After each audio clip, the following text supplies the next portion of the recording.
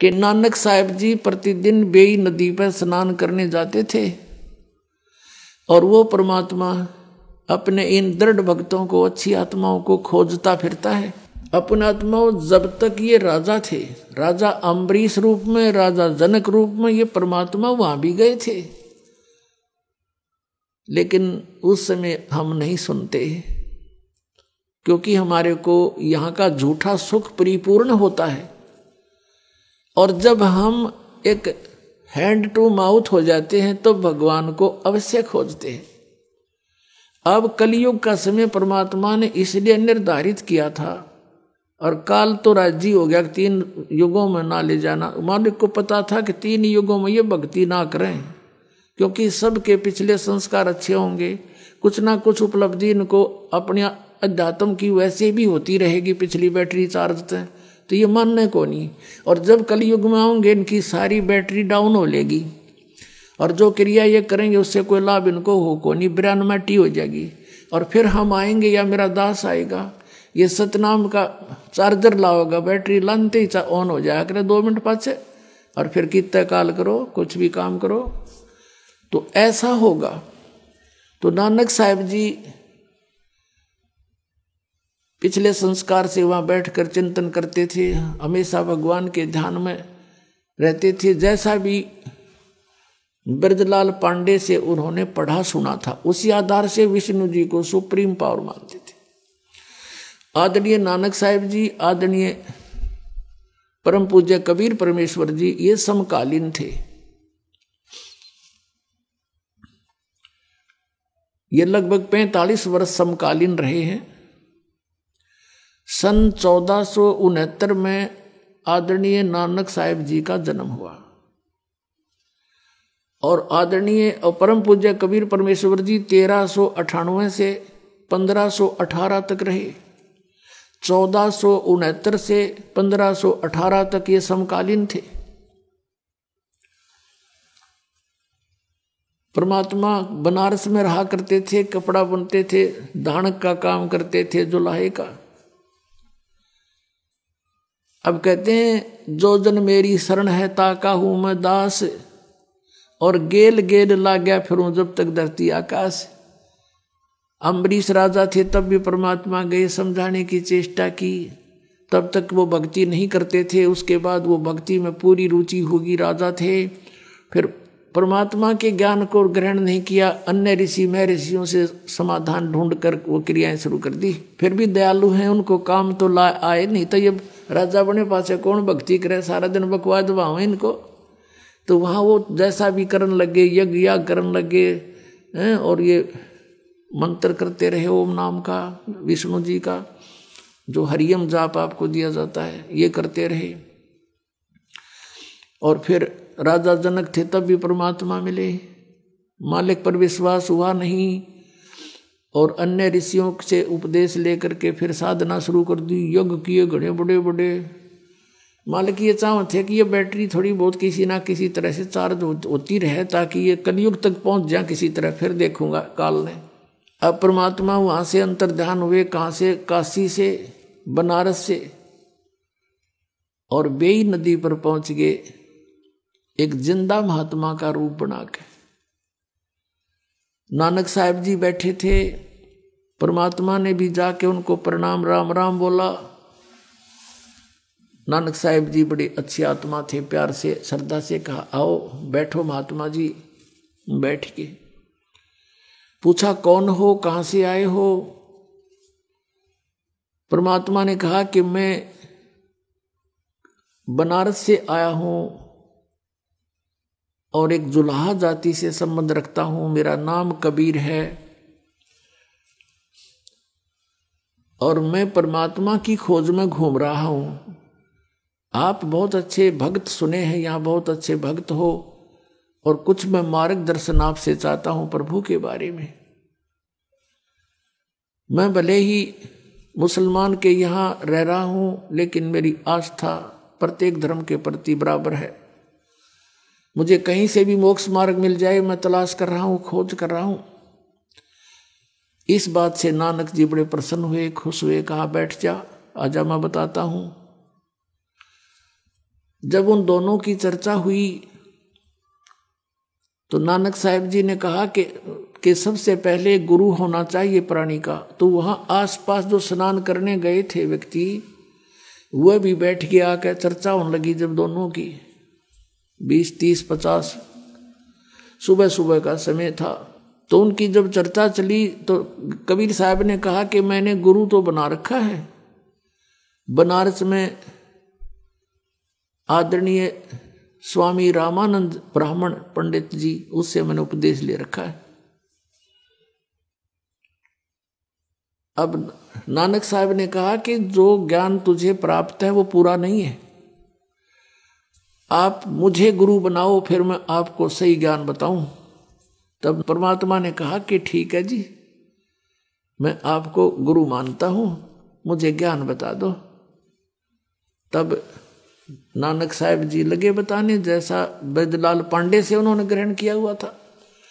कहा कि विष्णु जी सर्वशक्तिमान हैं, सारे ब्रह्मांडों के रचनहार हैं, और यही श्री कृष्ण रूप में अवतरित हुए, यही श्री राम रूप में अवतरित हुए, और श्री कृष्ण रूप में इन्होंने आकर के महाभारत के समय गीता का ज्ञान दिया। और गीता जी का नित्य पाठ करने से जीव का मोक्ष हो जाता है। और हरे कृष्ण हरे राम सीताराम राधे राधे श्याम मिला दे, इस तरह के मंत्र और ओम मंत्र, ये सारे कुछ बता दिए। जो ये ब्राह्मण गुरु या हिंदू धर्म के जो ये नकली गुरु बताया करते थे, नकली नाम, वो सारे बता दिए कि ये जाप करने चाहिए, एकादशी का व्रत करना चाहिए। अब परमात्मा ने प्रसन्न किया कि देखो मैं आपको गुरु धारण करने जा रहा हूं, आपका अनुयायी बनूंगा, तो मेरी कुछ शंका का समाधान भी चाहिए मुझे। हक बोलो। आप जी कहते हो कि श्री कृष्ण जी श्री विष्णु जी अविनाशी हैं, ब्रह्मा विष्णु महेश तीनों अजन्मा हैं, इनकी जन्म मृत्यु नहीं होती,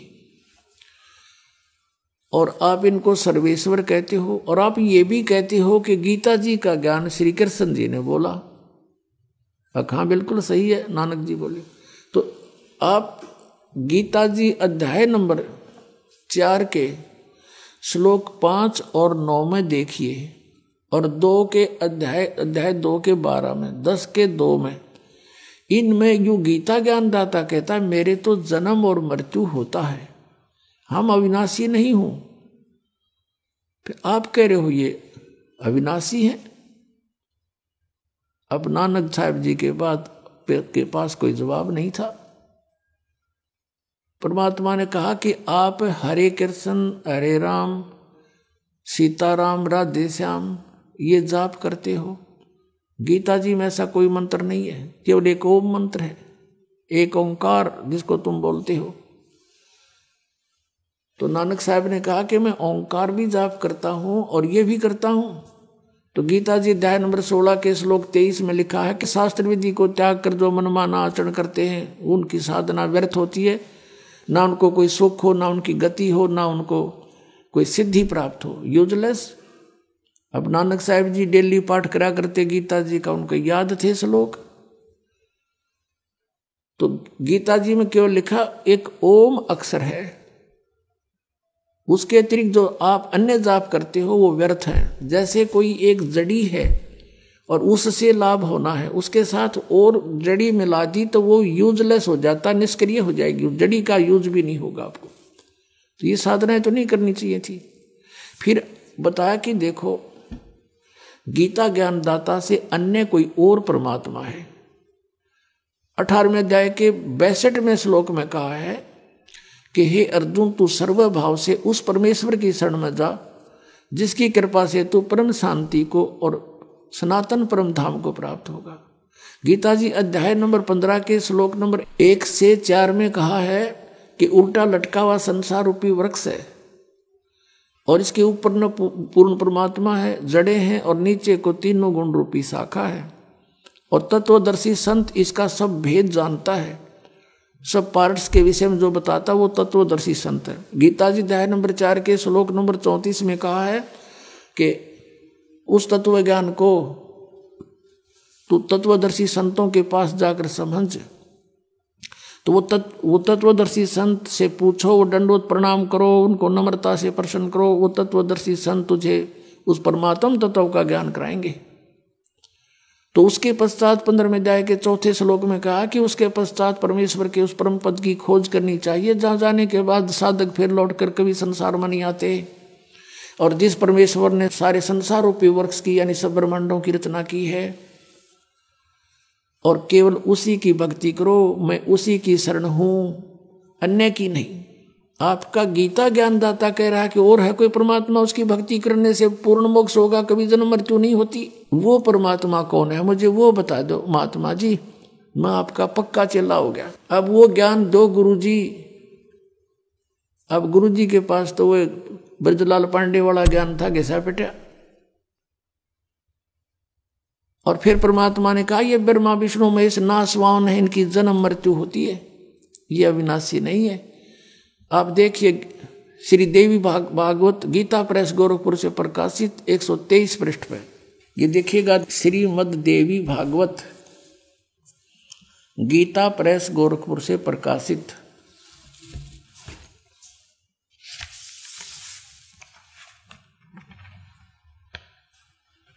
संपादक हनुमान प्रसाद पोदार चिमनलाल गोस्वामी। और ये कहाँ से छपा है ये देखिएगा।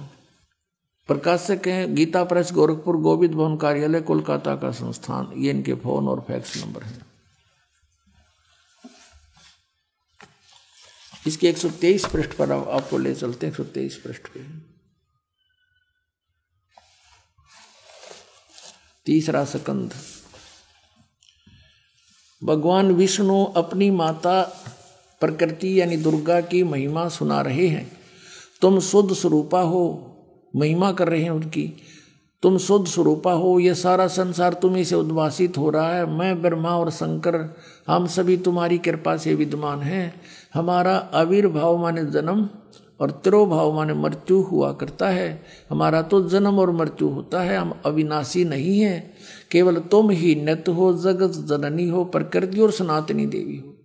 यहाँ यह भी ध्यान रखना, प्रकृति दुर्गा को ही कहते हैं। ये गीता जी में आपका काम आओगा, जहाँ पर इन तीनों की उत्पत्ति आपको बताई जाएगी। भगवान शंकर बोले, देवी यदि माँ भाग विष्णु तुम्ही से प्रकट हुए हैं, तो उनके बाद उत्पन्न होने वाले ब्रह्मा भी तुम्हारी बालक हुए। फिर मैं तमोगुणी लीला करने वाला शंकर क्या तुम्हारी संतान नहीं हुआ? मुझे भी उत्पन्न करने वाली तुम ही हो शिवे। संपूर्ण संसार की सृष्टि करने में तुम बड़ी चतुर हो। इस संसार की सृष्टि सतिथि और संहार में तुम्हारे गुण सदा समर्थ हैं। उन्हीं तीनों गुणों से उत्पन्न हम ब्रह्मा विष्णु एवं शंकर नियमानुसार कार्य में तत्पर रहते हैं। अब इस पवित्र सदग्रंथ ने, इस पवित्र पुराण ने 5 कंसेप्ट क्लियर कर दिए। 5। एक तो ये हो गया कि ब्रह्मा विष्णु महेश नासवान है। दूसरा ये हो गया कि दुर्गा इनकी माता है। तीसरा ये प्रकृति दुर्गा को कहते हैं। चौथा ये हो गया कि तीनों गुणों से उत्पन्न रजगुण ब्रह्मा, सतगुण विष्णु, तम गुण शिव जी हैं। और 5वां ये हो गया कि केवल नियमित कार्य ही कर सकते हैं। जिसने जैसा वर्क डन किया है वैसा ही बुरा और भला दोनों ही देंगे। ये किसी में परिवर्तन नहीं कर सकते।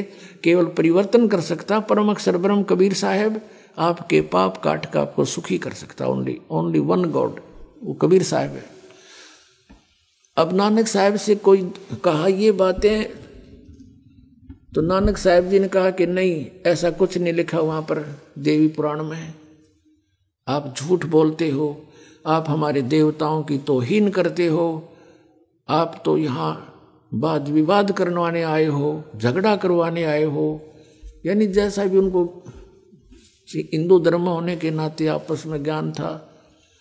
अब देखा नानक जी की अरुचि, परमात्मा वहां से उठकर चल पड़े। कहा भक्त अक्षुब्ध ना हो, जब तक मेरी शंका का समाधान नहीं होगा मैं कैसे आपको गुरु बनाऊंगा, मेरा कैसे विश्वास दृढ़ होगा। और उठकर चल पड़े। अब अन्य जो वहां बैठे थे श्रोता, वो कहने लगे नानक जी से कि हे भक्त, ये कौन था? आपको गुरुजी गुरुजी बोल रहा था और बकवाद कर रहा था ये तो नानक साहब ने कहा कि ये काशी का नीच जात का था, जुल्हा धाणक, और कबीर नाम था इसका। बकवाद करता है ये सारी। अब नानक साहब ने वहाँ जो, क्योंकि पुराना रंग ये आपको बताया, पूरा रेग मार लगे बिना ओरिजिनल पेंट को टेकन नहीं देता। अब परमात्मा रेग मार मार गेकती घिसा घिसा के, लेकिन वो पापड़ी थोड़ी बहुत रह रही थी। अब नानक साहब जी चिंतित हो गए, फिर जाके गीता जी को पुनः देखा, देवी पुराण को देखा, पंडित जी से पूछा कि इसमें ये ऐसा लिखा है। उसने कहा लिखा तो ऐसा ही है, पर ये तो वैसे लिख रखा है वैसे। अब नानक साहब की तो नींद आराम होगी। अब देख वस्तु कहाँ और खोजें कहाँ, ये तो नासवान है, इन स्पष्ट लिखा है और ब्राह्मण खुद मान रहा है कि ये तो वैसे लिखा है, लिख रखा है वैसे होया करे। वाह भाई वाह, फिर तो सारा कुछ वैसे है। अब नानक साहब जी की दिन की चैन रात की नींद खत्म होगी और बार बार न्यों करे, हे भगवान हे परमात्मा, एक बार वो फिर आवे, वो एक बार फिर आवे और अब के मैं उससे ढंग से बात करूं। बहुत चिंतित हो गया कि सचमुच ये तो गीता में और कोई भगवान है और उसी से मोक्ष होगा। हमने कराना मोक्ष है, फिर क्या फायदा इस भक्ति करने का जब मोक्ष नहीं हुआ। ब्रह्मा विष्णु महेश स्वयं नासवान है। अब इसी चिंतन में हृदय से पुकार हुई, आत्मा रोने लगी कि ये फिर से बात बने, कभी फिर खुल के चर्चा करूं उससे, एक बार आ जाओ, मैं विवाद नहीं करूंगा। अब परमात्मा ने 6 महीने के बाद फिर दया बख्शी, जब खूब लोहा गर्म हो लिया। उसी तरह सुबह सुबह स्नान करने के लिए नानक साहब जी गए थे और स्नान करने की तैयारी में थे। उनके साथ 1-2 और भी नौकर जाते थे, वो उनके कपड़े लिए खड़े थे। परमात्मा वहां पहुंचे, कबीर साहब जी उसी जिंदा रूप में, लेकिन उस दिन वो केवल नानक साहब जी को ही दिखाई दे रहे थे, अन्य को नहीं। अब नानक साहब जी ने देखा कि आ गया वही भक्त नहीं, ये तो पूर्ण ज्ञानी लगता है। अब वह उनकी तरफ गए, प्रणाम हुआ दोनों तरफ से और बैठ गए वहीं एकांत में। अब अन्य जो स्नान करने वाले थे या कोई नौकर थे वो दूर खड़े थे, वहीं खड़े रहे, आगे नहीं आए। उन्होंने देखे ये भक्त नानक साहब जी किससे बातें कर रहे हैं। दूसरे कहने लगे ये भगत आदमी है, अपने आप ऐसे ही कोई चिंतन कर रहा है, पता नहीं कहाँ जा रही है इसकी शुद्ध, और ये तो ऐसे बोलता रहता अपने आप, करो स्नान चलते हैं। वो अपना काम लगे रहे, स्नान करते रहे। उधर से परमात्मा की उनकी फिर से वार्ता शुरू हुई। तो फिर नानक साहब जी ने आखिर में ये कहा कि देखो ठीक है, आपका ज्ञान श्रेष्ठ है और मैंने अपने गुरु ब्रजलाल पांडे से भी पूछा, उसने भी संतुष्ट नहीं किया मुझे, लेकिन मैं आपकी एक परीक्षा लेना चाहूंगा, फिर मैं आपका शिष्य बनूंगा, फिर मैं आपकी बात स्वीकार करूंगा। क्या परीक्षा लोगे कि मैं इस दरिया में छलांग लगाऊंगा, मुझे खोज देना। अब नानक साहब जी ने जो ही जाकर के दरिया में छलांग लगाया, नहाने की तैयारी में था ही, छलांग लगाई तो बाहर नहीं आए। परमात्मा ने उनको अप स्ट्रीम में ले जाकर उनके शव को यानी शरीर को और 2-3 मील की दूरी पर जिधर से पानी आ रहा था उस साइड में जंगल में जाके बैठा दिया, वहां प्रकट कर दिया कि ले खोज दिया आपको। तो नानक साहब जी कहने लगे अब बैठ जाओ, कुछ वार्ता करेंगे, अब मुझे डिटेल से बताओ। तो परमात्मा ने सृष्टि रचना सुनाई। अब नानक साहब जी कहने लगे कि देखो आपकी बातों पर कुछ विश्वास है, कुछ अविश्वास है। वो सचखंड आपने आज तक सुना नहीं, देखा नहीं, आपके अतिरिक्त इसके विषय में कोई व्यक्ति हमें बताने वाला मिला नहीं, तो कैसे विश्वास करूं? मुझे वो सचखंड दिखा दो। परमात्मा ने कहा चल ठीक है। वो शरीर वहीं सुरक्षित रखा और सतलोक में ले गया उस प्यारी आत्मा को, नानक साहिब जी की आत्मा को। अब जिंदा महात्मा के रूप में थे परमात्मा, जिंदा वाले महात्मा के रूप में। अब ऊपर जा रहे हैं, सभी ब्रह्मांड दिखाए, ब्रह्मा विष्णु महेश के लोक दिखाए, जैसे आदरणीय गरीबदास साहिब जी को दिखाए थे, जिनके उपलक्ष्य में ये 7 दिवसीय सत्संग हो रहा है कि वो परमात्मा आदरणीय गरीबदास साहिब जी को मिले थे सन 1727 में, जब 10 वर्ष के थे गरीबदास साहिब जी। और फाल्गुन उतरते की द्वादशी, फाल्गुन सुदी द्वादशी को दिन के 10 बजे वहां प्रकट हुए थे, छुडानी गांव के जंगल में, खेतों में। तो ऐसे गरीबदास साहिब जी को ले गए थे, ऐसे ही सभी महापुरुषों को ऐसे ही एक जैसा ही वहां दिखाया